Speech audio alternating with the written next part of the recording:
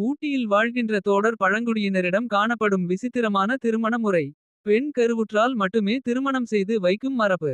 பெண் கருவுற்ற 5 அல்லது 7வது மாதத்தில்தான் முறையாக திருமணம் நடைபெறுகிறது.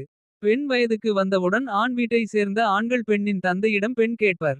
அவர் சம்மதித்து விட்டால் அவருடைய காலின் கீழ் 10,4 ரூபாய் வைத்து அவர் கேட்கின்ற எருமைகளையும் பரிசாக கொடுத்து கையோடு பெண்ணையும் அழைத்து வருவது மரபு. அழைத்து வந்த பெண்ணும் ஆணும் இல்வாழ்க்கையில் ஈடுபடுவர். அப்பெண் கர்ப்பம் அடைந்து 5 அல்லது 7 மாதத்தில்தான் திருமண நிகழ்வு விமர்சையாக கொண்டாடுகின்றனர். பெண் கர்ப்பம் அடையவில்லை என்றால் அவர்கள் பிரிந்து தனியாக வாழலாம். திருமண நிகழ்வு ஒவ்வொரு மந்திலும் காணப்படும் நாக மரத்தின் கீழ் வைத்து நடைபெறுகிறது. நாக மரத்தை குடைந்து விளக்கேற்றி வழிபட்ட பின்னர் மணமகன் காட்டுக்கு சென்று வில் அம்பு எடுத்து வருவான். அவன் மணமகளின் தந்தையின் அனுமதியோடு மணமகளிடம் கொடுத்து தீபத்தை வழிபட்டு திருமணம் செய்து கொள்கின்றனர். வில் அம்பு சடங்கினை தோடர் மொழியில் பிர்ஸ்தோர் என்று கூறுகின்றனர்.